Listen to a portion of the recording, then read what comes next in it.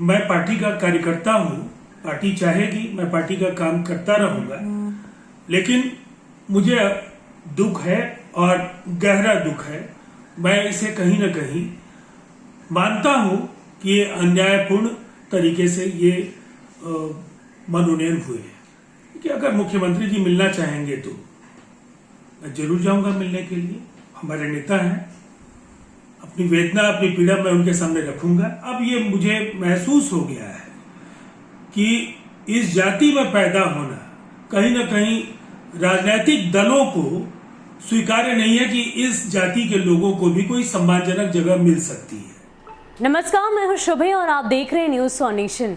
राज्यपाल द्वारा जारी मनोनयन की सूची में अपना नाम नहीं देखने पर जदयू प्रवक्ता राजीव रंजन पूरी तरीके से भड़क उठे हैं। दरअसल उनका कहना है कि इस सूची को जारी करने का अधिकार मुख्यमंत्री नीतीश कुमार को तो है, लेकिन इस सूची से मैं पूरी तरीके से आहत हूं।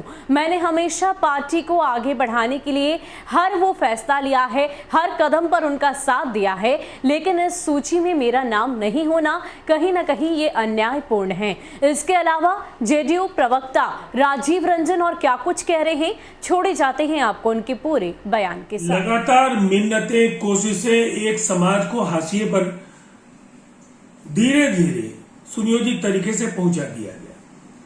नीतीश कुमार जी से अपेक्षा इसलिए ज्यादा है कि वो समावेशी विकास, इंक्लूसिव तौर पर वो सबों को लेकर के चलने के पक्षधर रहे हैं। लेकिन पिछले दिनों जो भी निर्णय हुए हो, चाहे वो विधान परिषद का फैसला हो, राज्यसभा का फैसला हो, लोकसभा विधानसभा की टिकटों का सवाल हो, जिस जाति ने कभी इस देश की अगुवाई की, इस राज्य की अगुवाई की, विश्व को गौरवान्वित होने का अवसर दिया, आज उसको लेकर ये जो नजरिया है ये कहीं ना कहीं हैरत अंगेज है।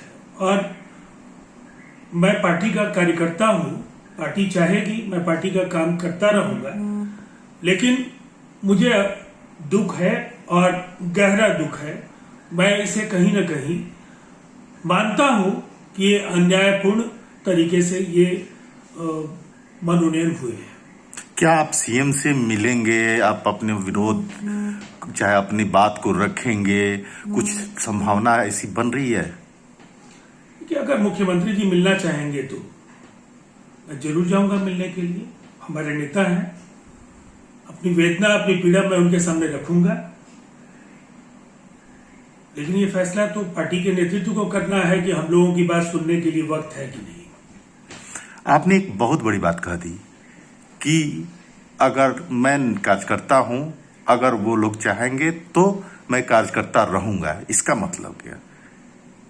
मैं पार्टी के साथ हूं और लगातार पार्टी की विचारधारा, पार्टी की उपलब्धियां, पार्टी के कार्यक्रम, जो फील्ड में जो जिम्मेवारियां मिली है, उनका काफी ईमानदारी निष्ठा के साथ मैंने उसका निर्वहन किया है, आगे भी करूंगा।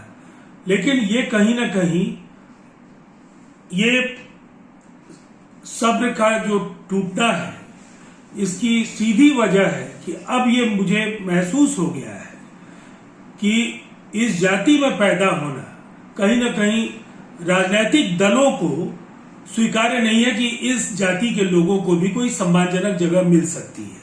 और ये बेहद दुखद है। लोकनायक जयप्रकाश नारायण के आंदोलन के गर्भ से उपजे हुए नेताओं का जो ये नजरिया है, जेपी ने, डॉक्टर राजेंद्र प्रसाद ने कभी भी समाज में इस नजरिए से कभी कोई चिंतन को समर्थन नहीं दिया। लेकिन आज जिस चीज की सजा मिल रही है, योग्यता, कर्तव्य पारायणता और निष्ठा की कसौटी पर हमारे जैसे लोग, इस राज्य के कुछ चुने हुए राजनीतिक कार्यकर्ताओं में से हम लोग हैं, इसका हमें अभिमान भी है, हमें गर्व भी है कि हम लोगों ने कभी भी पार्टी को लेट डाउन नहीं होने दिया। गठबंधन को बहुत ही मजबूती के साथ हमने डिफेंड किया। फील्ड में जो जवाबदेही मिली, जान पर खेल करके हम लोगों ने पूरा किया। इसीलिए ये दुखद है और इस दुख की अभिव्यक्ति को मैं कहीं से भी नहीं मानता हूं कि दलीय अनुशासन के दायरे के बाहर है।